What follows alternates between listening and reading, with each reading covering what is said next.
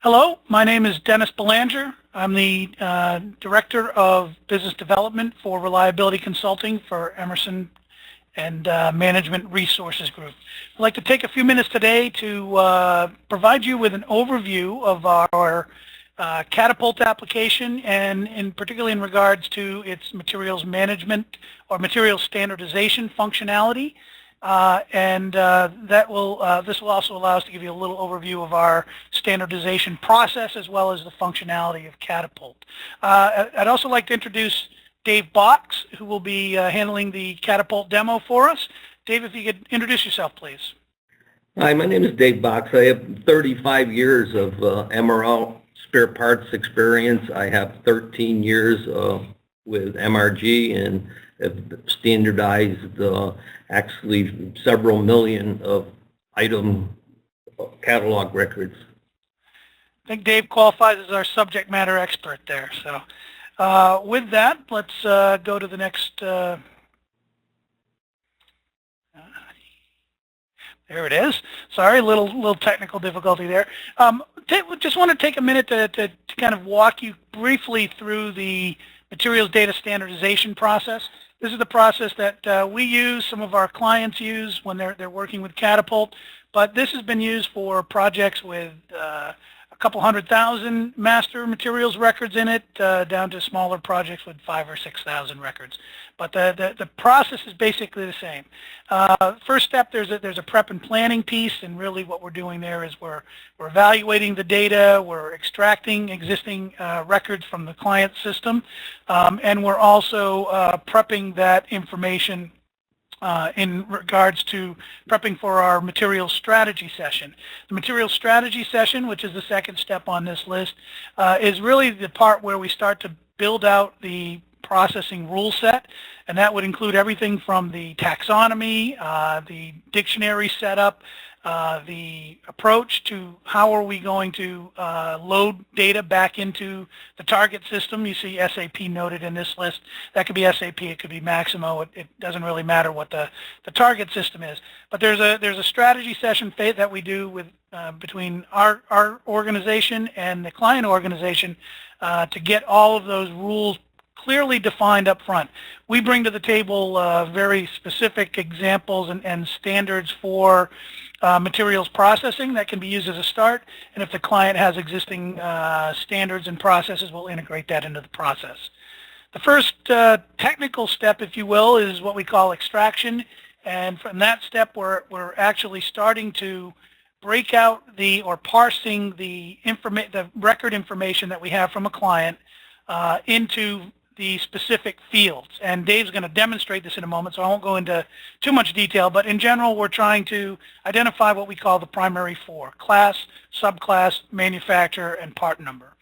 From that standpoint, we can do a number of different things. We can bounce that against our master catalog to get a hit, if you will, against that. And what that does is if we get that hit, in other words, a match of a manufacturer and a part number, we have pre-enhanced records as part of that library, and we can pull all the technical information into the record. If that doesn't work, we will also go out and do some enhancement research that could be off of the internet, off of our internal master part manual library, or through other work with the calling, even down to calling the manufacturers in some cases. But the whole objective there is to actually build out the data in that record, apply consistent standards to the classification of that record, and populate an attribute table, which allows us to then generate a short and a long description. And then the last part is where the approach where we'll actually create load files for the target system to push back updated information. And that could be, as is noted here, SAP, Maximo, whatever that target system is. So there's a couple other pieces that, within this, normally we're also providing, identifying records that are potential duplicates back to the client as part of this process, and also identifying alternate manufacturers if we have that information in our system. So I don't want to kill this, but I think that gives you a little bit of an idea of the types of things that we're doing in the process. And just before we jump into the demo and turn it over to Dave, there were a couple points that we wanted to make and things that and information about Catapult and the process that we wanted to provide.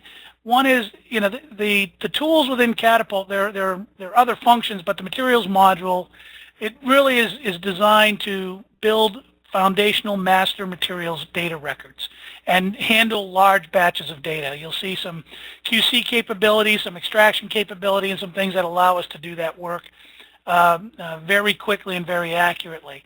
It also plays a role in bill of material development. So as you're trying to associate parts to an asset, you need to create a part record. The tools and the module that Dave's going to show you is used to create those records. Some of the numbers and facts and figures, our master material library has over 6.2 million master material records. And I mentioned the hits a moment ago. That's the library that we take the hits against. We've got over 1.3 million data extraction rules that allow us to extract those primary fields and other attribute information from existing information. There are 6,400 class, subclass attribute templates in the system, and that includes class level UNSPSC identification. We've got over 1 million domain lists within those attribute templates. So what that means is that's the drop-down list of values that you might have within for an attribute that allows the user to pick from an attribute list as opposed to manually typing information in it, which this drives a lot of standardization. We've got a full security module that allows complete user rights and control over the application. There's a customizable auto build function for long and short description. Basically, once we populate the attributes in a standard manner, we're able to assemble those descriptions. That's all configurable. The dictionary itself is customizable.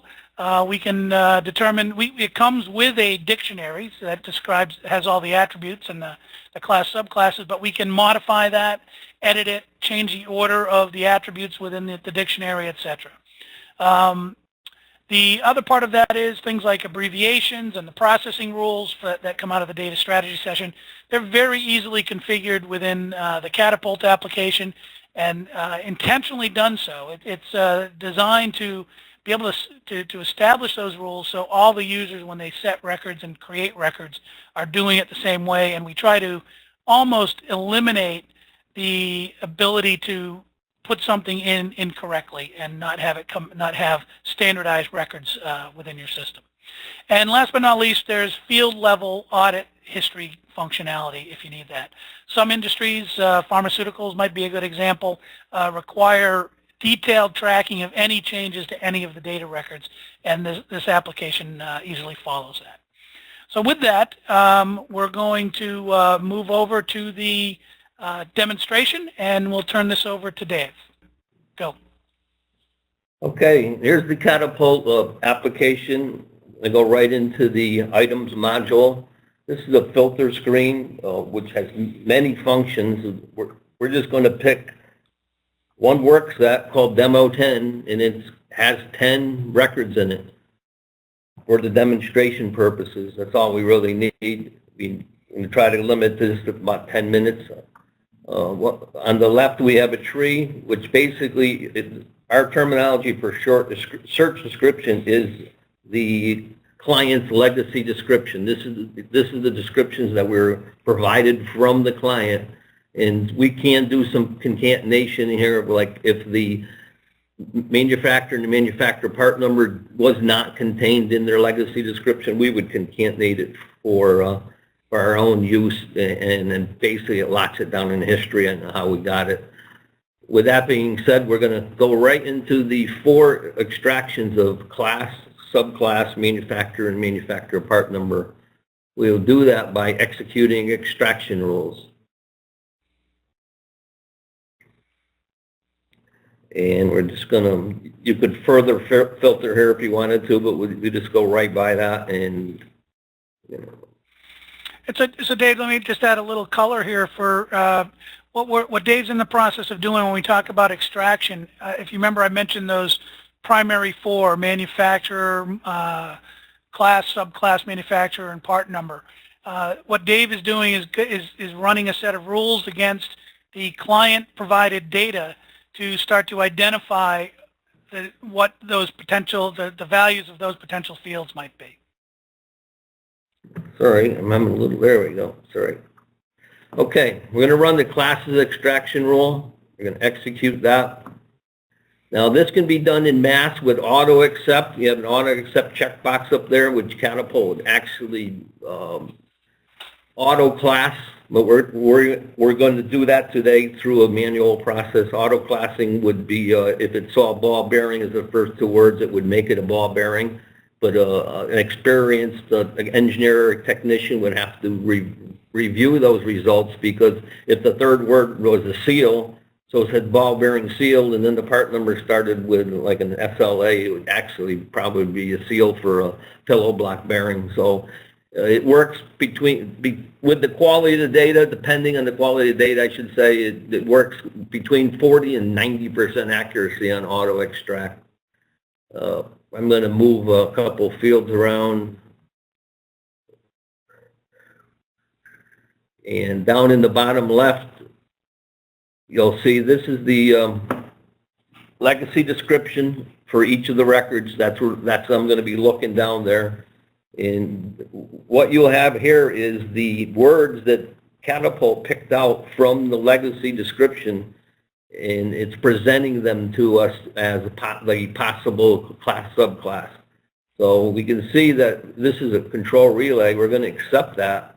Now, when you notice when I check that, the other possibilities went away because you have made your decision that it's a relay control. I'll go to the next one into sensor proximity. The next one is a selector switch. The next one is a V-belt. The next one is a Teflon O-ring, a ball bearing, a ball valve, a gasket, conduit gasket, an oil seal, a ball bearing. So we've just done 10 classifications.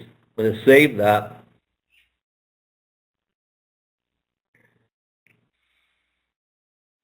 Now, if the data did not, it just picked up the word bearing and it didn't have the word ball, it maybe had it in a different place, we can actually do a subclass check. Oh, I'm having so much trouble with this drop down today.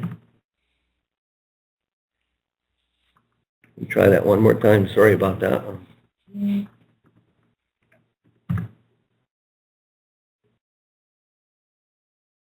Well, you know what? I'm sorry. I think that the reason it be is we got all the subclasses, so there is none. We're going to move to the manufacturer part number.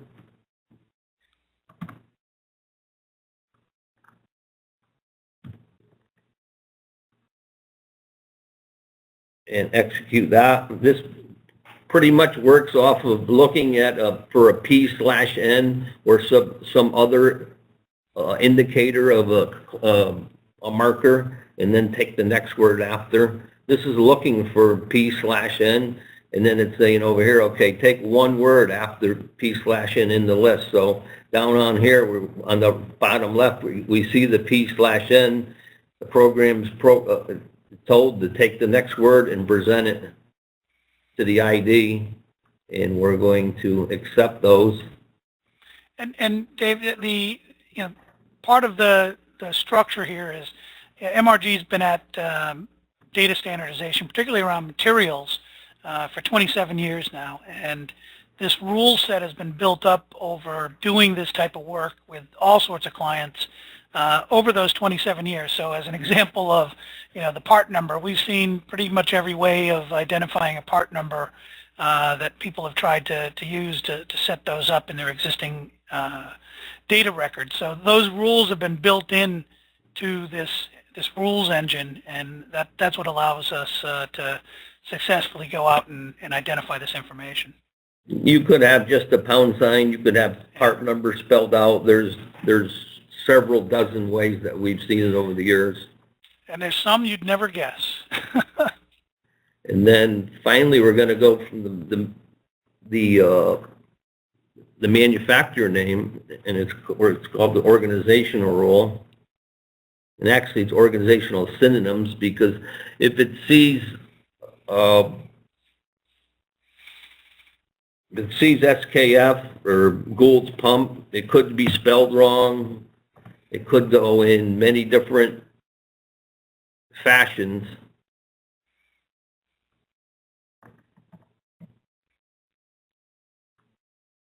And execute that.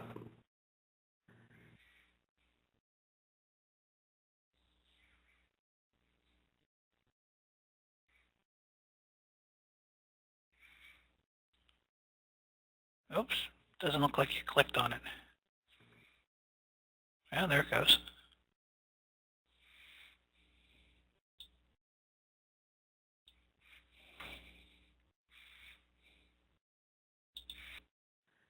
Okay, and here we have the results of the extraction, and we're going to move a couple fields around, and the search text is what it was looking for a synonym, and the set2 ID is what it's standardized to. So it saw Alan Bradley, and it's going to make that Alan Bradley.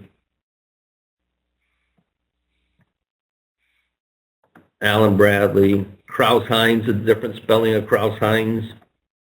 Gates, and you can see down here in the bottom, say Gates. Well, Gates, and it's a V-belt, so now you know it is a Gates rubber. It says Gould's, but you can tell this is for a pump, so we're good to say, okay, that's a Gould's pump. Chicago Rawhide for an auto seal. Again, another Gould's pump bearing. Actually, this has a Gould's pump bearing number, and it also has a standard SKF or FAG 6213 number.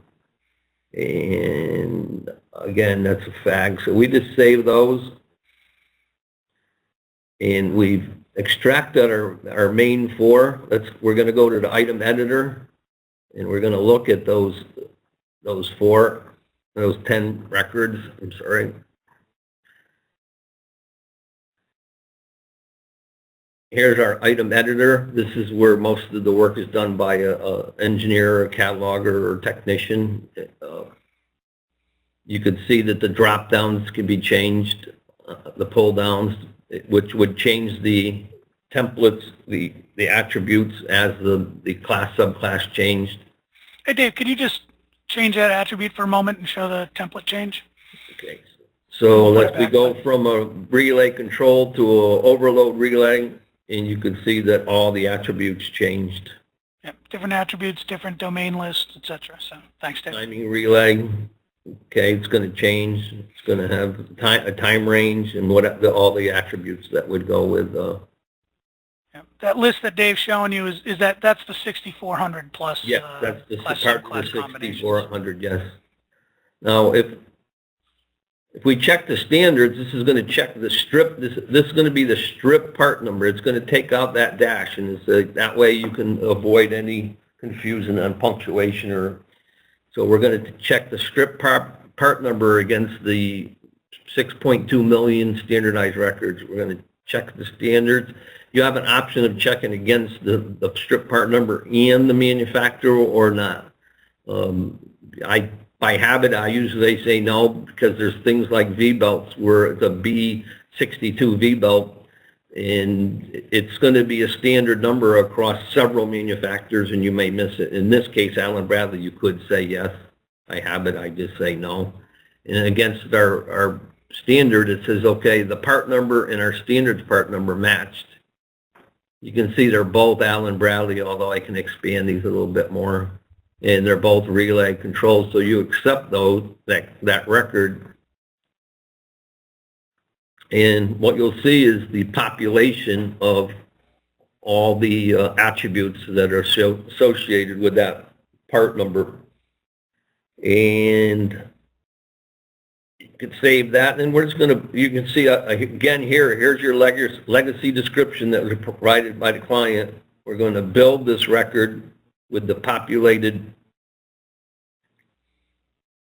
And here we have a new standardized long description. So just, I know you went pretty quick on that, Dave, just so everybody understands what you did there. We went out and searched against the part number to see if we had an enhanced record in our library. He found one and then pulled the data into the attribute table here. And with that, he did the auto build to build a description. In this case, you're seeing the long description, but that also builds a short description in the process. So that's what Dave just went through in the sequence here. This box down here is a little QC box. It's called the miss field. It would actually show any words that are in the original description did not make it to the long description, and a lot of times there's a reason why, like the Braille became Allen Bradley. The Series D did not make it in there. Now this is part of an engineer or a technician would now go for it. It's okay. It's a Type P Series D, and we would not lose that information from the legacy description. We just didn't happen to have it in our research of the part. We could use a note field to say, okay, additional information note. If we didn't have an attribute for it, we have a note field. So it's Type P Series D. We rebuild the record, and you can see those words went away because we're now using them in the description. The part number of P401A. See, this one over here had a P, and this one over here did not, and it shows up as a miss. It could be considered an alternate part number or a mistake. You could do research on it, or you could actually copy it. It could be doubtful if they're with a P, they're going to mean something different, or you could just insert another alternate part number.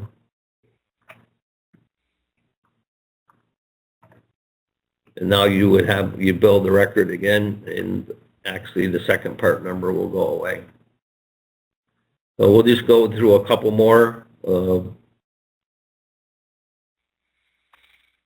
You're showing, Dave, you're also showing kind of a one at a time approach to some of this, but some of this work can also be done in batch. Is that correct?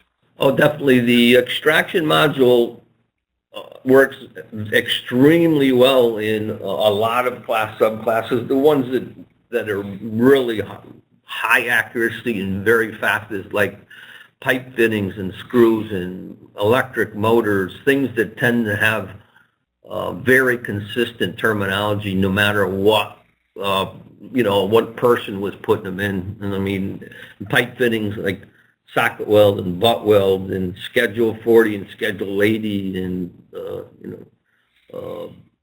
the sizes, 1/2 inch, 3/4, 1 inch, all the standard sizes for pipe fittings are so consistent. It's very easy to extract, but all records have to be, they just cannot be auto-populated without human eyes being put on it. You need an experienced cataloger or engineer or technician to actually validate the extractions that you've done. Yeah. So the idea of Catapult is to it's a tool that speeds up that process and provides some leverage. But when we do the data scrubbing, it's not a blind acceptance of auto-generated rules. We've just found it's not the quality of the record at the end of the day from an auto population. And believe me, we've been doing it for a long time. Is okay, but it's not to the level that we would find to be an acceptable result. So we always put that subject matter expert view on it. We'll do a hit against the bearing. We have millions, at least 1 million bearings in our library. Do very well with bearings. You notice that our metric bearings, which most bearings are metric, or the 6000 series is, we as a standard we do the metric, the 65 millimeters and the decimal equivalent. That can be taken out of the project rule set if a client didn't want that, but our library has that. We just would strip it if you didn't want it. it populates with the thrust row. The demonstration of your pull down values that were mentioned in the beginning. Here's all a list of the various sizes that a bearing bore could have, and assist in catalogers and pull down, just driving that consistency on how everything is presented. In the row, it's just single or double row. Thrust could be angular contact, 4.1 directional, so on and so forth. Snap bearing shield quantities, there's only going to be one or two. Usually on a ball bearing, there's only two sides. Angle, 15-degree contact angle. So that's just a quick demo on the pull down values. If I hit against our library, we have a lot of, I don't know, I'm going to say about 10% of them at least have alternate manufacturers, which would be populated.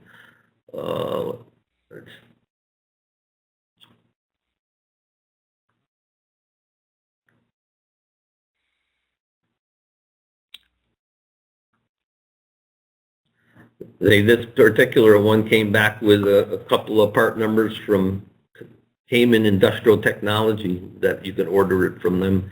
Alternate manufacturers that come out of our library may or may not be acceptable to a client. They may or may not want them. That's strictly up to their organization. And that's a demonstration of taking hits against the library and how descriptions are built. If we go into a extraction of results,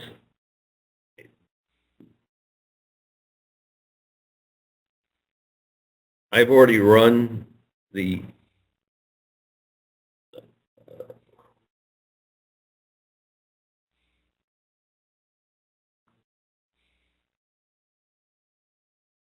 let me run it again. Sorry about that. I'm going to run the duplicates check.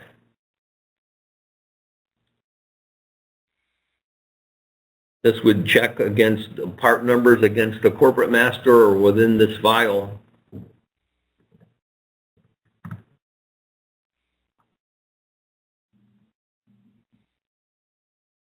And you have options of doing just the strip part number. The part number and the manufacturer has to match. The part number and the dictionary have to match. You can include a corporate master if you want. This is just going to go against the itself. And in this small sample of 10, it came up with two records. This item number ends in 126. This item number ends in 353. They both contain a part number that's 6213C3. And these could be, if you were a client that was using this software, these could be taken care of right here. You could make one primary and one a dupe. But typically what happens, we export these into a spreadsheet and they're sent to the client or to another person, and they're usually dealt with. Because of the complexity of duplicates, they could be involved in bills of material and in maybe many locations, row bins, whatever, and it's not just so simple as saying, well, we're not going to use this number. And sometimes, in a lot of cases, this deduplication is kind of a project itself, but Catapult is extremely good at identifying these duplicates and presenting them to the client. We also, one final thing, if we can offer data gap filling.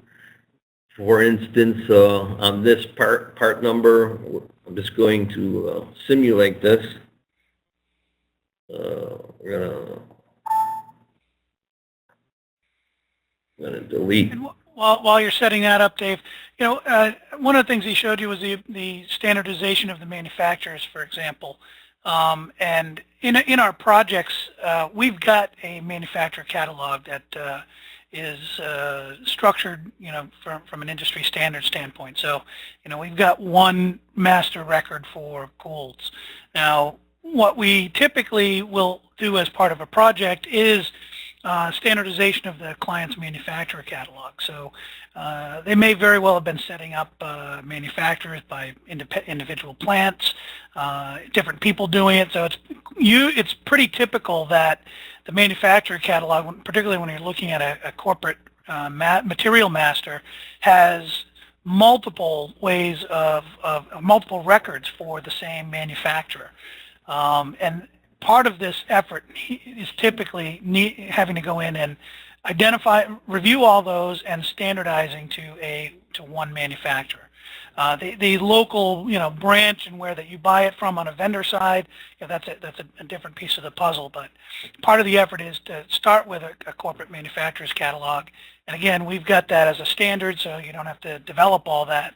We just need to review the manufacturer records and come up with the standard that's going to be used. MRG actually MRG's Catapult actually has 34,000 standardized manufacturer names with product lines, and the product lines is the most important thing, mainly because if you have a generic manufacturer name, national, let's just say, and once you see the product line and now you're looking at that it's an oil seal, then now you have comfort to say, okay, pick a national oil seal for this is a good guess. But just with generic names and just picking things that are out of the hat without having product lines is not a good practice.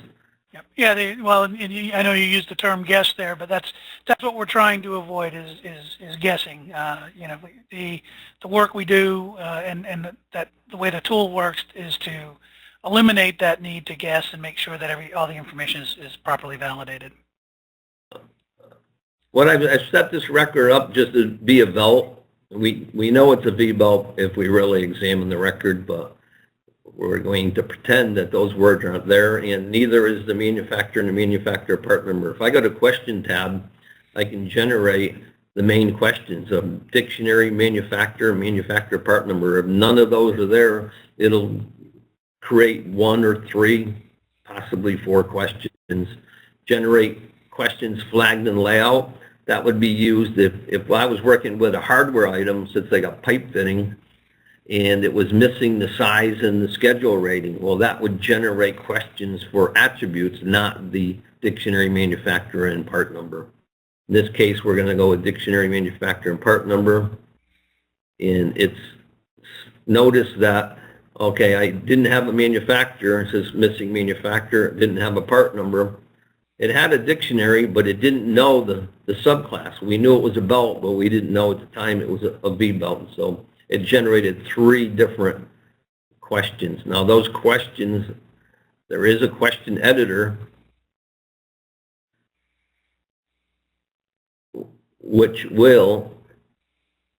here's our 3 questions we can then export those just like the duplicates check into a spreadsheet to be sent to the client or inside client, and the questions are presented to them so they can fill in the data gaps. And Catapult has a program to import those answers into the proper field, automatically. It's not a lot of effort to get the answered questions back in the Catapult. They go right to the field they're supposed to be. So the example there is, if a part is used at a particular plant, we don't have enough information. Those question sets can be set off. They go out to the storeroom or wherever that part may actually exist, pull information off of the part, complete the data, send that back to us, and we basically automatically update the record with that information and make sure the information is standardized. And on this base data tab, just to show you, we do have a spot for the row bin. So when you send the data in, a client would send the data in, and they supplied the row bin. So when the questions go out, the row bin is actually attached to the question, so they don't have to, they save a step in trying to find out where they have to go to find this information out. And the legacy number would be the client's internal legacy number right along with it. So that, in a nutshell, is a quick down and dirty demo of Catapult. It only scratches the surface. It's a very powerful tool. We've been improving on it for over 10 years. The libraries and the technology and the IP is very important. And unless Dave, let me ask you, maybe you can talk just briefly. I know we're not going to demonstrate it, but getting data into Catapult from the client system and getting it out in a file so they can load it. Can you talk about that a little bit, just in general, what's involved with doing that? now, well, like I explained, the input of the file, the input of the Catapult is just done by the, we're given spreadsheets from the client. It could be 5 different sheets. They all have to be concatenated, and we do come up with a concatenated search description or legacy description, it's called. On the output can be done in many ways. Some clients just want their new long descriptions in short descriptions, and they just plug them into their SAP or Maximo or whatever system they're using. Some clients want the full Monty, which would be the dictionary structure, the attributes structure, the sort. On Maximo, you actually can build your own. You can take MRG's dictionary and import it into Maximo and start building your own descriptions. At SAP, you cannot build your own descriptions. At Maximo, you can. And, they get access sheets that ties all the mains together. And it's, we have our IT department, IT guys talk with the IT guys of the client, and they kind of talk their IT talk, and they get it all together, and it's fully compatible. All the fields are, So large, in general, large load files, large databases, I should say, large number of records. All the data is pulled in and out in, I'll say, in spreadsheets. I mean, we can provide it in other database formats also, but that's typically the way it's done. There's also what we call a Catapult adapter that has been developed. This works both for assets and materials. It's very early stages, but we can connect Catapult to SAP or Maximo and actually reach in, for example, from Catapult, reach into the target system once it's connected and pull out a set of records. It could be something like this. Maybe it's a set of 10 specific records you want to work on enhancing. Pull that into Catapult to do the work that Dave showed you to enhance the records and push that back in.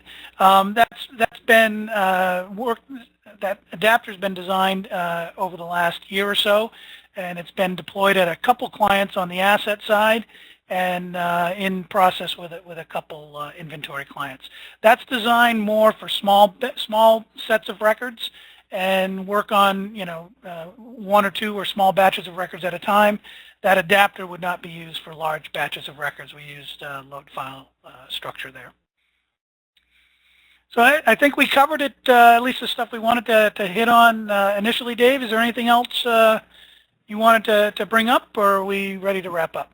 No, I think we're ready to wrap up. And I'll just make the point one more time that what you saw today was just the tip of the iceberg of Catapult and its capabilities. It's a very powerful tool, and it certainly will do a great job on anybody's data. All right. Well, with that, we'll sign off. Thank you very much, folks.